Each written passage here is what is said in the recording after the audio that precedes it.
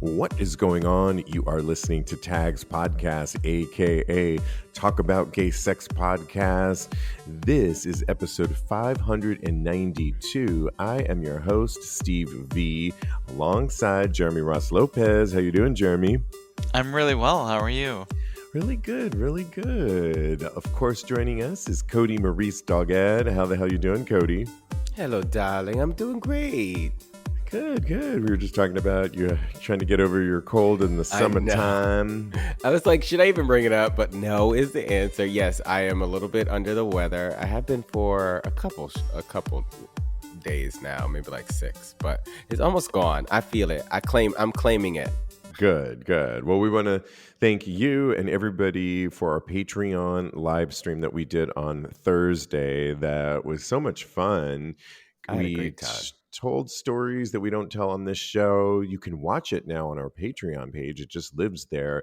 And Kodi sang 4 songs.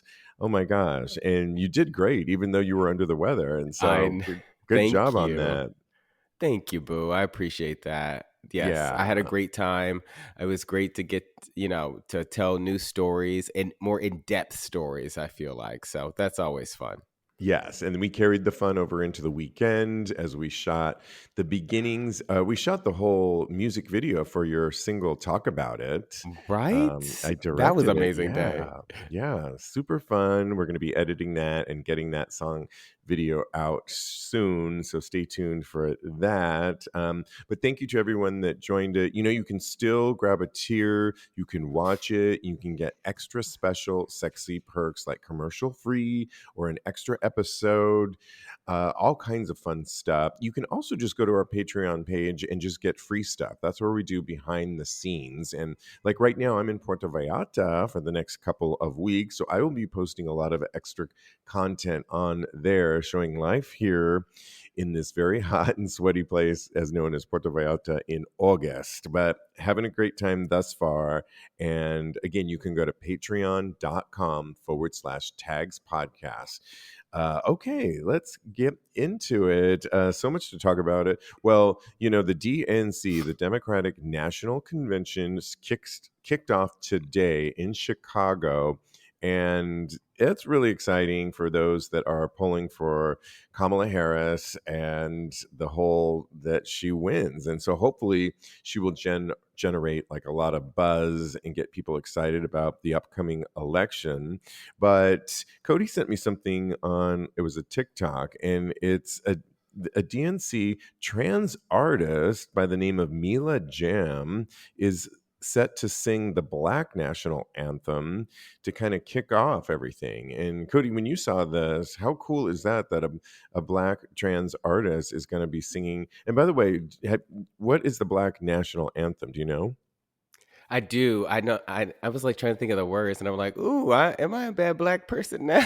Because I can't recall the words. But I know the words, and it's something that I learned I think when I was much younger, maybe when I was like 15. No, wait, like 13 or 14. Anyway, but that's neither here nor there. I'm really proud of Mila Jam. This is really such an honor. And when I first saw this, it just blew my mind that Kamala Harris would be so inclusive as to have a transgender artist represent Black people, represent transgender people, and sing at her at the DNC. And I just think it's going to be amazing, and I could be prouder of Mila. Yeah, I will be keeping up on YouTube because we don't get the stations here in Puerto Vallarta, but you can watch a lot of it on YouTube. Jeremy, I'm just curious, now that you're in Massachusetts, I'm sure you see both sides of the coin, Republican, Democratic. You have a large family. What's it been the buzz that you're hearing, at least within your community, about where people are falling on both sides? I think it's definitely like very 50-50 where everything lies, but I think most of the people that I spend my time with are all in Kamala's court and just rooting for her and hoping that she pulls through. And yeah, I think we're all just like fingers crossed that at the finish line she makes it, and wishful Yes. thinking and really just hopeful that it's not. the latter. Exactly. And The it's other option. Kamala, Yeah, just exactly. I yeah. can't even say that name or word anymore. Right. So exactly. Well, great that I'm really excited then that Mila Jam is going to sing that transgender artist, somebody that's catching a little bit of flack for a transphobic slur, and I'm talking about tranny, is none other than Blake Lively. And you know, if you've been keeping up with Blake Lively and her movie, It Ends With Us. Sadly, I mean, the movie went to number one. She even beat out her husband, Ryan Reynolds, and his film, which is Deadpool and Wolverine. And so she's actually doing like really great with that. However, Blake herself has been problems with her co-star Justin Baldoni, who directed the film, and they apparently have been on a press junket promoting this film, and they aren't even speaking to each other or taking pictures on the red carpet. Apparently, there was some behind the scenes between the two of them. She's accused him allegedly that he held onto a kiss makeout session longer than he should have. She also said that he fat shamed her. This is alleged too, because he has a scene where he's supposed to pick her up in the movie, but he has a bad back. So he went to Blake's trainer to ask the trainer, how much does Blake weigh? And that got back to Blake. And so she's thinking that he's fat shaming her. And it's just been a roller coaster for Blake. On top of that, she was also an interviewer pulled up an old interview from like 2016 where Blake was pregnant and the interviewer asked her, "Oh, with your little bump," because she was pregnant. She was talking about her pregnancy and she said, "You have a bump too." And Blake was kind of nasty in the interview, and that clip has since resurfaced. And then now people are coming for Blake once again because years ago, about 20 years ago in the early 2000s, she was caught and she was using the word tranny. Now, just to give you a little bit of backstory, Christian Siriano is thought to have coined the phrase on Project Runway when he was competing in the early 2000s. And a lot of people used to use it towards drag queens, and we all became educated. Blake has not used it since. But Jeremy, when do you think that because she's being dragged now 15 years ago, do you think people should be bringing up some of her past remarks that could be slurs considered today?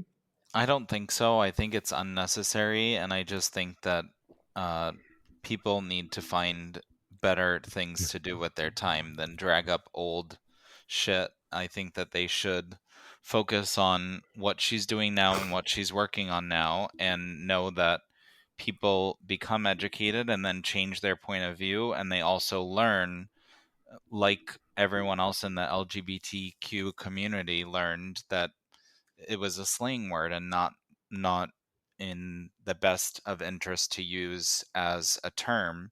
But I feel like all of us were saying it and using it and not thinking that it was derogatory, and then it was coined as such, and so everyone stopped using it. And I don't think that it's fair that she be uh, reprimanded in that case from something that was in the past. And I love her, and I've always thought she was like a beautiful and great actress.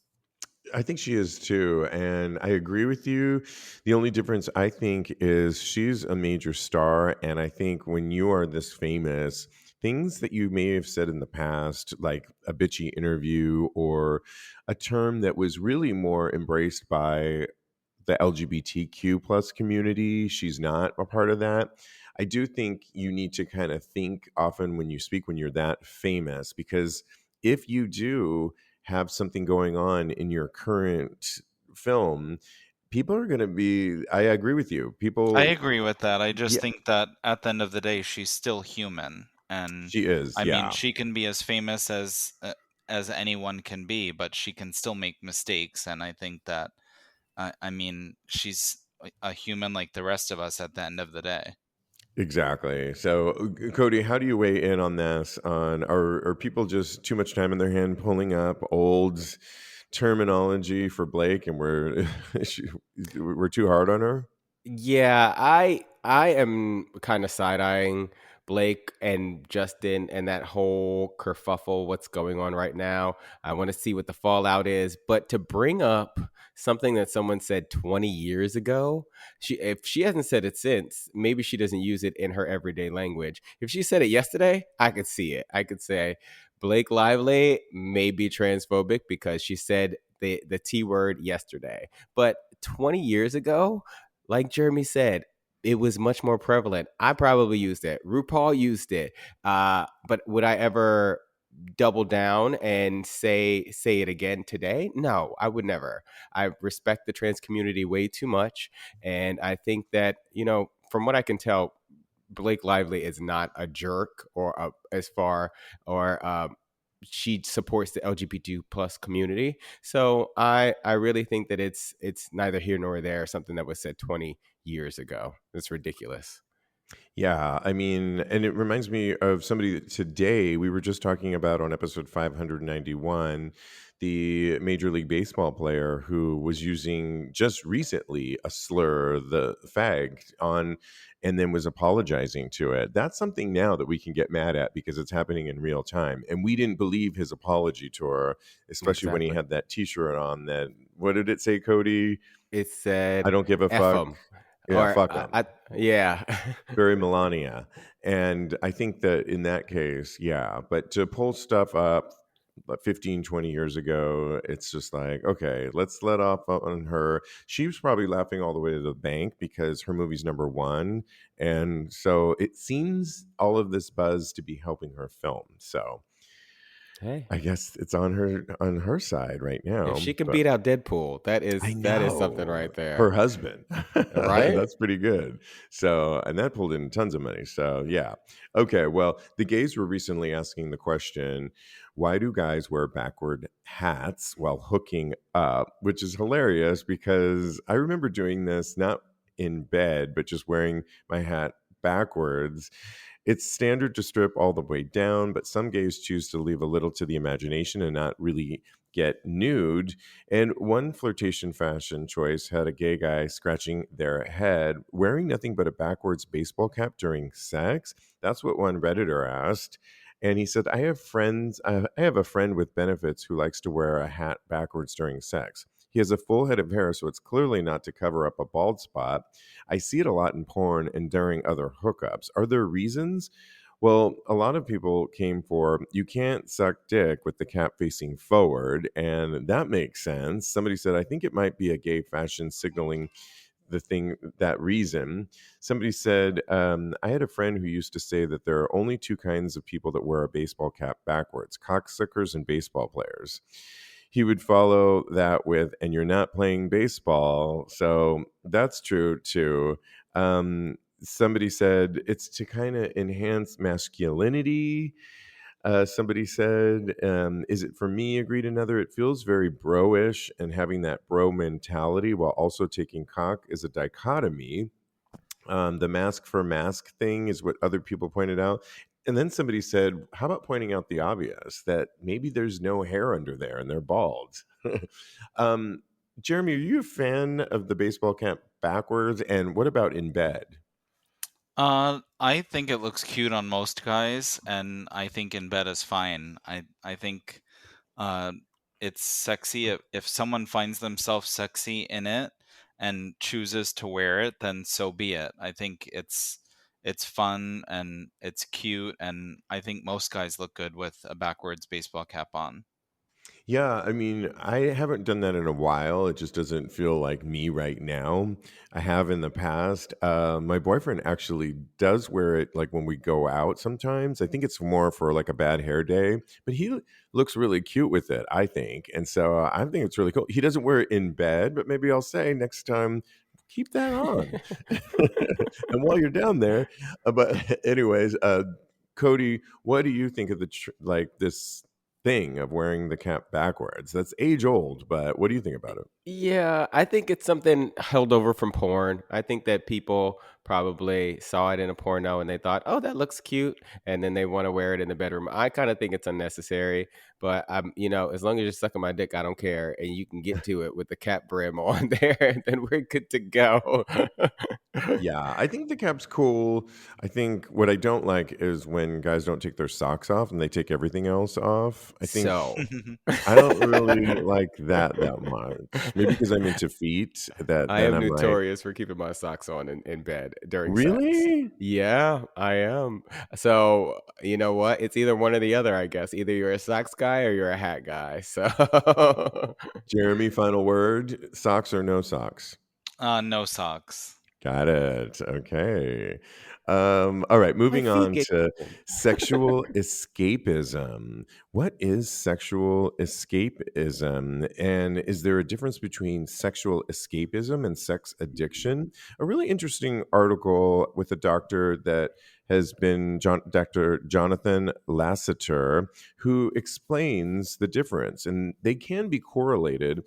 Sexual addiction or sexual compulsivity is when a person feels they have to have sex. They have a hard time sitting with being horny, but continue to seek sex over and over again because they don't feel right if they're not having sex.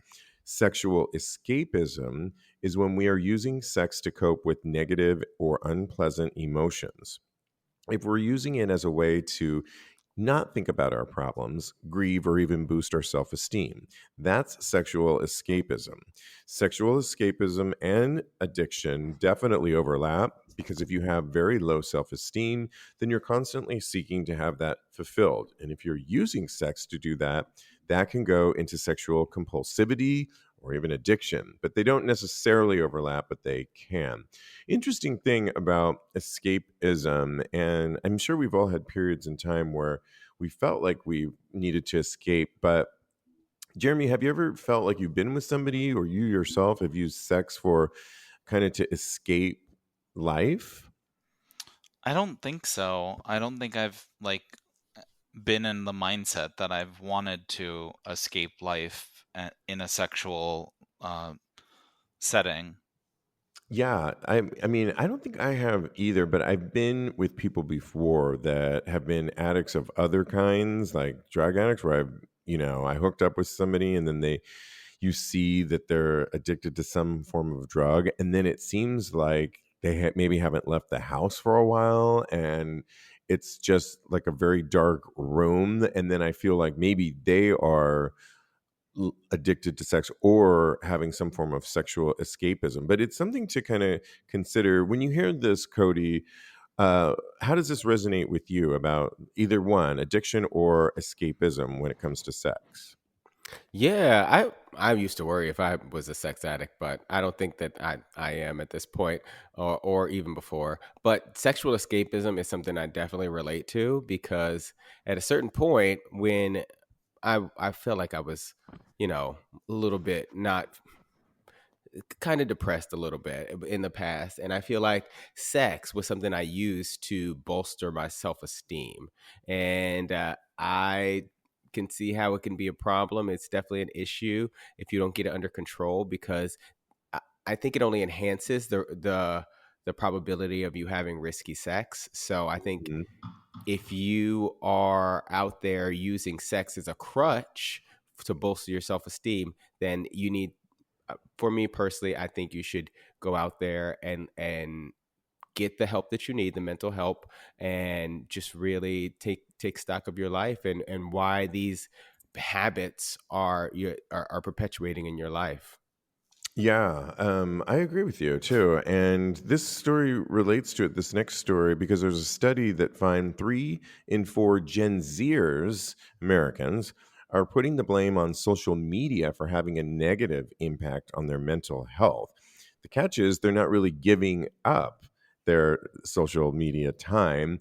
It was commissioned by LG Electronics and conducted by Talker Research, offering really good insight into the digital habits and emotional responses of 2000 Gen Z social media users.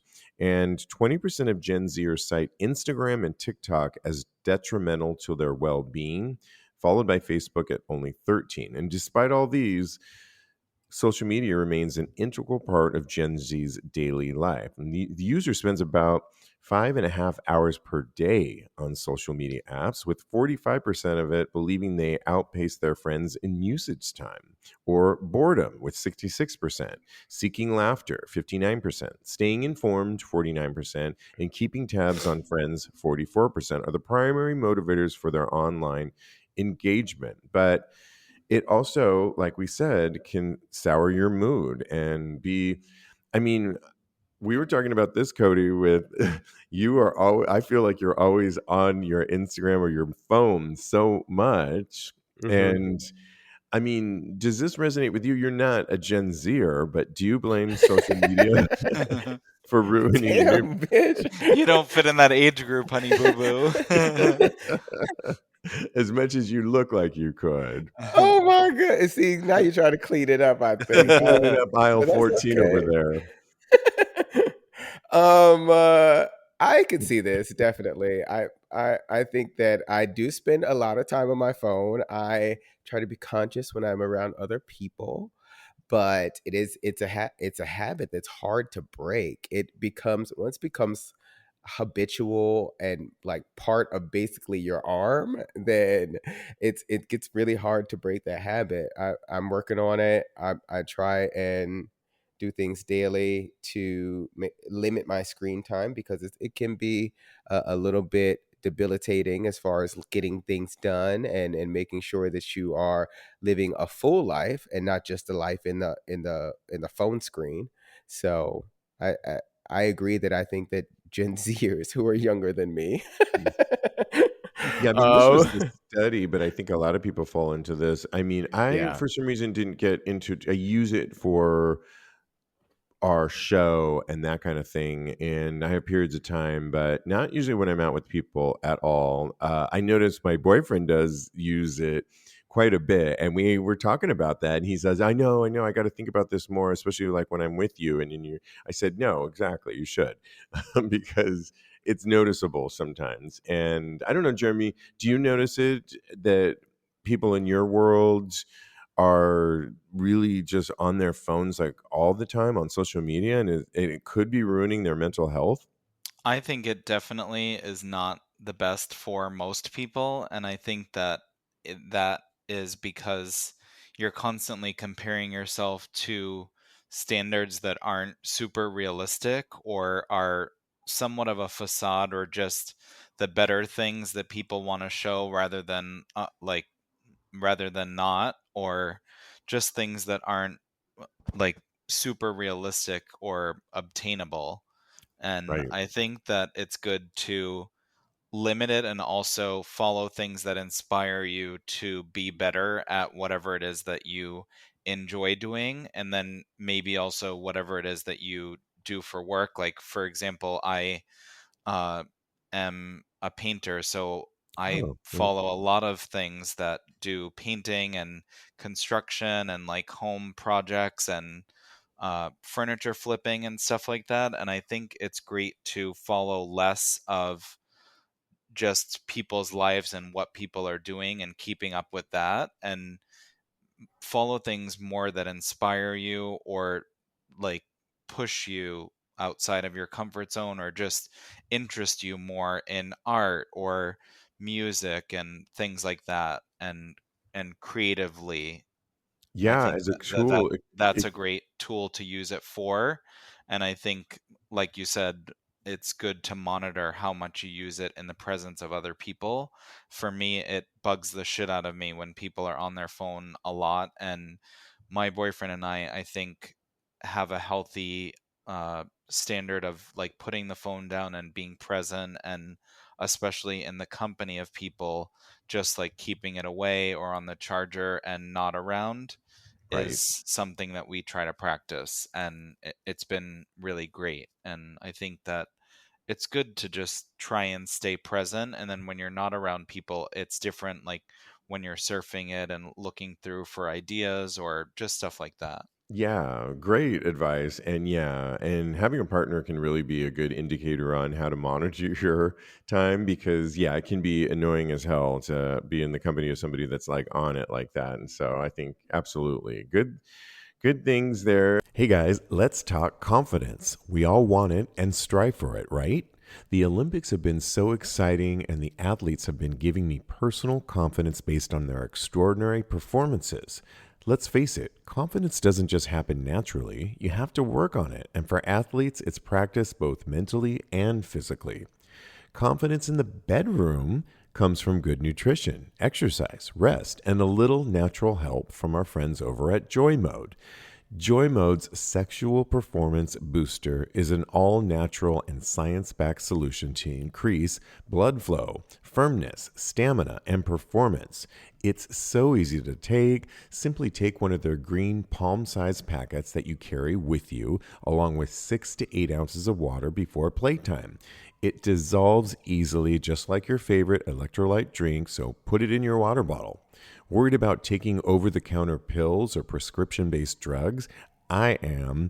Joy Mode's Sexual Performance Booster is all natural and can boost nitric oxide in your body, which not only supports your erection quality long-term, but also increases blood flow circulation. This allows for your cardiovascular system to pump blood more seamlessly and effectively to the areas of your body that need it, whether it's during workouts, sexual activity, or your regular daily exercise. The 30-pack comes in a perforated box, perfect for your supplement cabinet, pantry, or bathroom vanity, and it's the perfect 1-month supply. Support your erections, athletic performance, heart health, and overall quality of life with Joy Mode.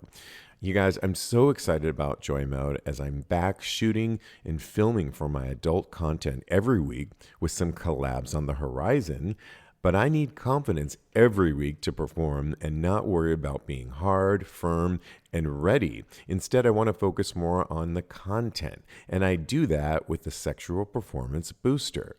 I don't know about you, but I don't want to go back to over-the-counter drugs after trying Joy Mode. So go to usejoymode.com and get 20% off with the code TAGS, TAGS at checkout. That's 20% off and free shipping with the code TAGS, TAGS at usejoymode.com. Great sex solved naturally. All right, let's switch gears to health news because the first case of the ultra deadly Mpox strain has hit Europe. It's a different strain, actually, than the one that we saw, in fact, but it's originally coming out of Africa, and it could likely reach the UK soon, and experts are saying it could lead to some British deaths as well. And it's the World Health Organization that declared an ongoing Mpox outbreak across Central African nations as a public health emergency of international concern. And it's the same designation the WHO gave COVID back in January of 2020. This strain, though, is actually, like I said, a lot more deadly, and it is, kind of scary. And so I just think that, well, we need to be aware of this, that it doesn't spread, and we need to have the reaction that we had in 2022. And that was all brought up by the actual White House National Monkeypox Response Deputy Coordinator, who is gay himself, and Demetre Daskalakis is his name, and he's really hot too. Have you guys seen him? He's always like No, I haven't. shirtless. I'm I'll put Googling his him now, picture- though. Yeah, I'll put his picture in our link so you could check him out. There is an online woman that she's just considered to be woke, Dr. Jebra Fauché, and she posted something that was a little, talk about side eye. She wrote, she's the author of Substack, the woke observer, she decided to take him on, the White House monkeypox response team coordinator. And she said, remember, this is the White House National Monkeypox Response Deputy Coordinator. We are in good hands with capable leadership during this crisis. And he's in an office, shirtless, tatted up, in a Speedo, looking great. But it was considered kind of a jab at him, like, this is who we put in charge. But people were quick to come for her because people reminded her that Dr. Daskalakis was best known for starting a program that helped administer meningitis vaccines in bathhouses. He's a personal hero and has saved more lives than all of the hateful sacks of shit on this website combined. And people also said he really was at the forefront because he is gay and because he is out there. His response and the quick response helped so many of us get the vaccination that we needed to temper this from spreading further than it needed to. And so, Jeremy, when you hear this, when you see him, what do you think about Dr. Jebra Fauché kind of coming for our little hottie patati Demetre? I think she just needs to take a seat and just sit it out and leave her 2 cents to herself. Thank you. Exactly. Yeah, that's what I kind of thought. That's what a lot of people thought. And I was really happy to see people coming to his rescue to remind people, Kodi, that, Yeah. you know, Celia at Celia Bedelia says Dr. Demetre has a BS from Columbia, an MD from NYU, an MPH from Harvard, and he's hot. Sign me up. What do you think about coming for him and actually how hot he is? I started following him today. Look, any man that can look that good in leather, all right, Yeah. and in a suit look just as good, I'm all for it. So he is aces in my book, and he's really smart, and he really gives back to the community. So I think Fauché, is that how you say her name? Yeah. Anyway, she needs to sit it on down. You She got to needs to watch some of tap her videos. out. If you've ever What? seen some of her videos, she's very sarcastic and sardonic, and she's And I don't that's know. unnecessary. If Yeah. I you're do not love the here, clapbacks though, like all those people just clapping back at her. There's so many. Tons. yeah, Exactly. I I gotta look also at that. I also like knowing that we have somebody that looks like we could see in our community. Definitely, Hmm.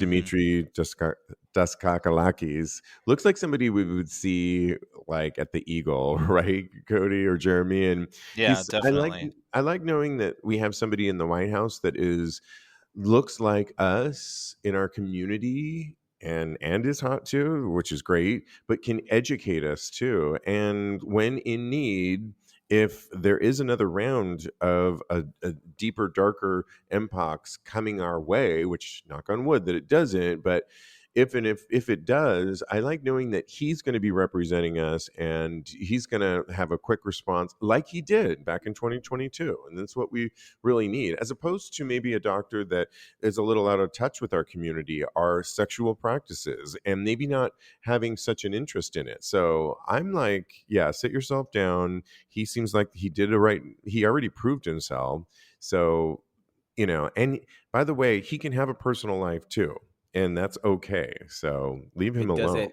It doesn't by any means negate the fact that he's fucking brilliant. All right, just Right. because he can wear leather, Both things that can doesn't be true. exactly. Okay, let's switch gears. I think Jeremy's going to like this one about outfits. And it was a funny jet setter article entitled, How Many Outfits is Too Many Outfits for a Trip to, in this case, Fire Island? And the gays were debating. It all started when somebody was staying at a house, and in the closet, in the back of the closet, they found this printed out, basically a whole weekend, Thursday through Sunday, listing of outfits. You'd have to see it. It was like Thursday, like from the day they arrived down to the socks that they were going to wear. I put it in your feed there for you to look at it, but you got to scroll down to the part where you see. I mean, it's hilarious. Outfit one, travel, Thursday, navy blue shorts, sleeve button up, white wife beater, white shorts, Converse shoes. And I'll just read Thursday outfit too, because you got to go to T. Coast Guard t-shirt, Navy shorts, Navy belt, traditional white Converse, white no-show socks, silver aviators, silver bracelets. And it goes on to all kinds of stuff. I mean, I have been sort of guilty of this before. And I was just talking to a good friend of mine, and he was about to go away just to San Francisco, but he's like, well, I need time to pack because I like to have I said, oh yeah, I like to now kind of pack a little bit in advance. If I'm going on a Vakaya cruise where there's outfits, I have been known to pull out outfits, take pictures of them like on the floor, and I've sent them to Jeremy before, like, what do you think Mm-hmm. about this look for this day? Or I've gone to a wedding and there was going to be like a wedding one day, and then another day there was going to be like a whole party that was a different look. I will I will do a whole fashion moment. Now, I'll put on some fun music and make myself a martini while I do this whole fashion thing while I'm laying out clothes, send pictures to Jeremy, and it's fun. Is this like a lot? We'll start with you, Kodi. Is this like too much? Really? Wait a minute We'll get to now. the fashion guru in a second, but I wanted to know Okay, what all you right. think of this. Yeah, it's like to give my honest answer because I will change if Jeremy disagrees with what I will say. Yeah, I think this is way too much. I think that this is completely unnecessary. When I pack, like you said, Steve, if there is a themed party, I will pack an outfit for the theme party. But otherwise, I'm bringing separates that can mix and match together. Where is the room for the spontaneity in this man's life? There Oh is no, none, none of that. actually, because he has his socks picked out for the whole week. Who does that? It's just ridiculous to me. I can't get on board with this. I think it's completely unnecessary, and I would never want to go on vacation with this man. He probably plans his days like he plans his outfits, and I can't.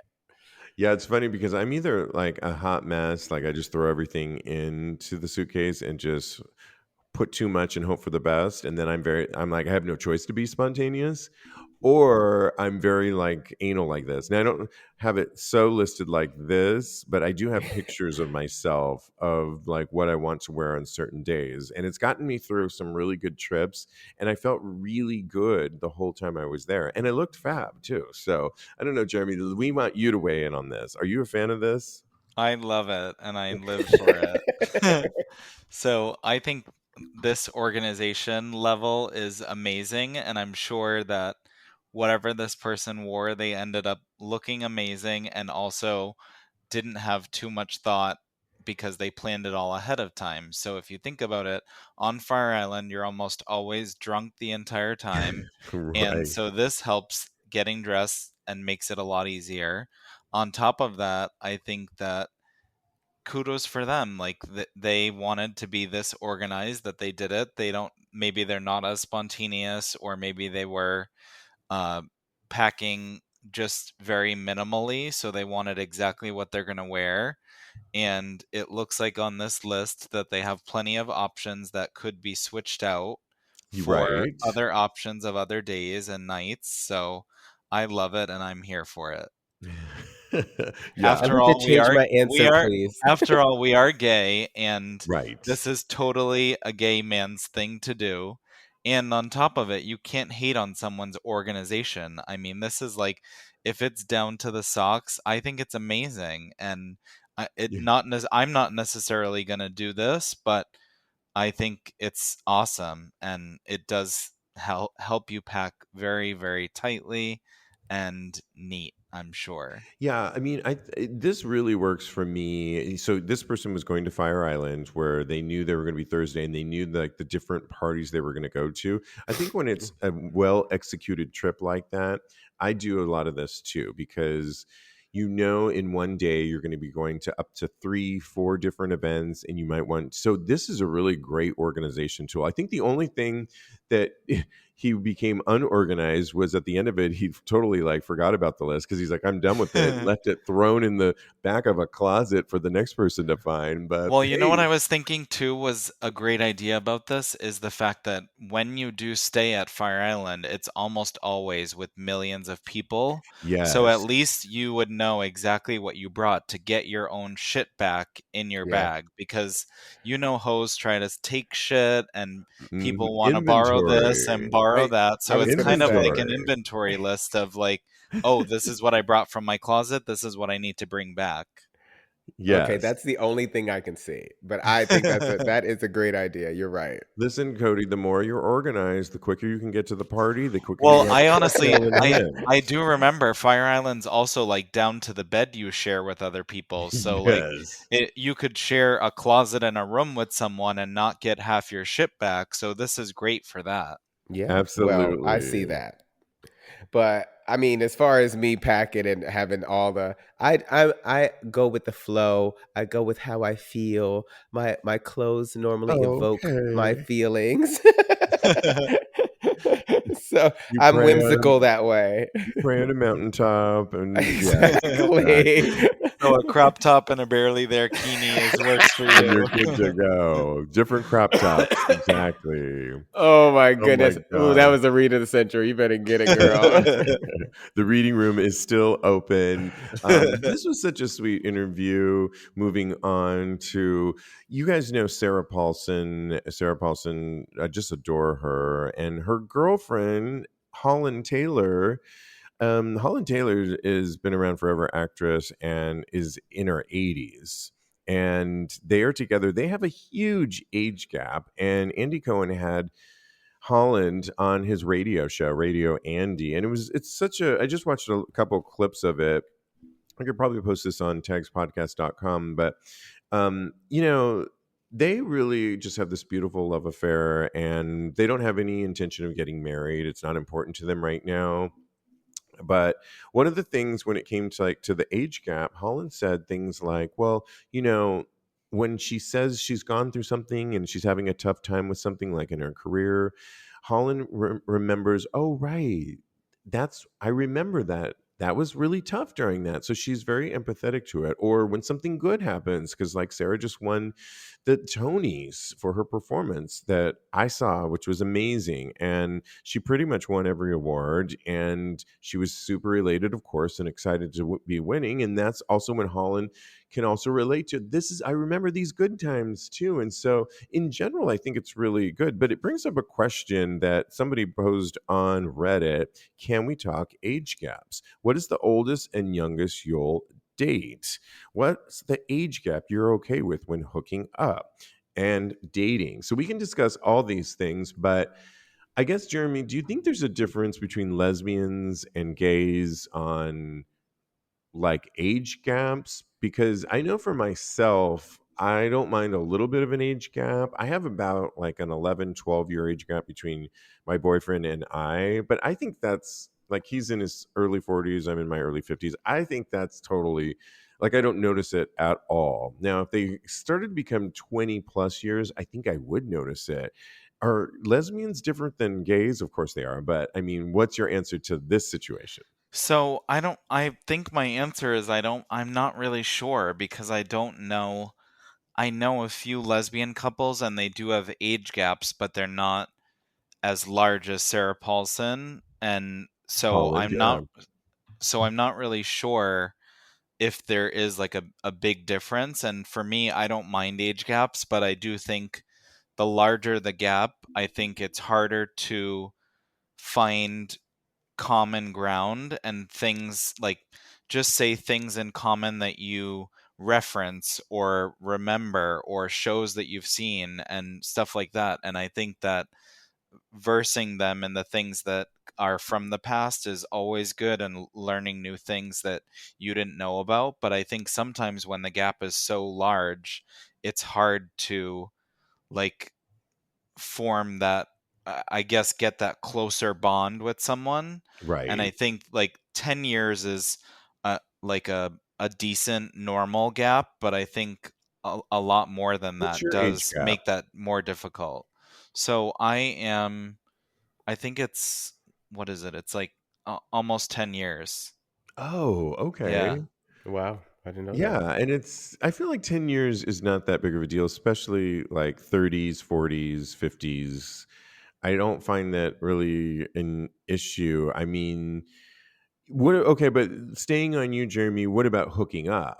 Does age gap, to me, hooking up doesn't matter at all. Like, it's just No, sex. I think it's all for hooking up. I would say it's all about the chemistry, and I don't think that the age difference matters. I think when it gets more serious and it's into the dating and conversation wise, if you can carry a conversation with someone that's like 15 years age difference, then good, like kudos to you. Then that works. I think it's just about the dynamic and being able to make it work and having that back and forth. I agree with you. And I mean, Kodi, do you think that lesbians are a little bit more mature than us, than gay men, that they can handle a larger age gap? Because I feel like I'm just speaking for, I don't know that I could. Yeah, I think they're That way big. more mature than us because I know a couple lesbians. I know a lot of lesbians, honestly. I am a lesbian inside, but I think that Lesbians don't wear crop tops, boo. yes, they Okay. do. They're fabulous. They can wear crop tops, but they don't often. Okay, all right. They Well, wear cut off tank tops. I am a lipstick lesbian inside, and I wear crop tops with my little titties hanging out. Okay, so so I think that they are more mature than us, and this relationship between Holland Taylor and Sarah. Sarah Paulson, it really is such a it shows how mature someone can be and how they can make such a huge age gap work. Me personally, I have not done anything more than 12 years. I think my last relationship was we were 11 years apart. And the thing that Jeremy was saying that I can totally attest to is that the more the age gap, the less generational touchstones you have. The Mhm. references tend to get dramatically different after 10 years. And so I know for sure that my ex, he would say something and I would be like, I have no idea what that is. All I know is uh, I don't know anything about Power Rangers. All I know is X-Men and just the touchstones, the things that were out and popular when I was younger, he had no clue about. So I agree that when there's that big of an age gap, it becomes a little bit more difficult to find things to talk about that we have in common, that we experience in the same way. So it can make it a little bit more difficult. You mentioned hooking up, and I will not hook up with anybody under 25. It's just a rule of mine. I Really? Yes, I've had 19-year-olds hit on me, and I block them.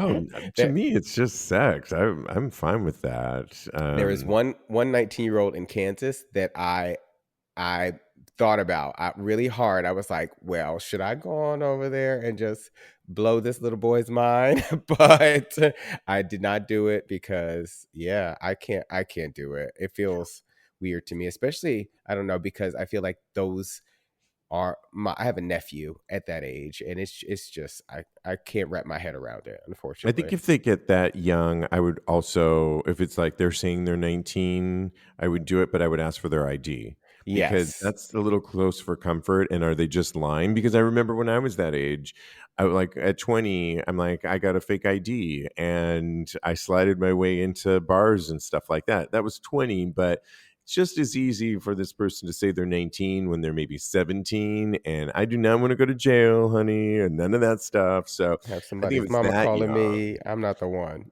I'm gonna ID check them. I'm gonna do reference check them and all that good stuff. But then that sounds like too much work, and I'm already don't want to sleep with you anymore. So yeah, probably Exactly. not.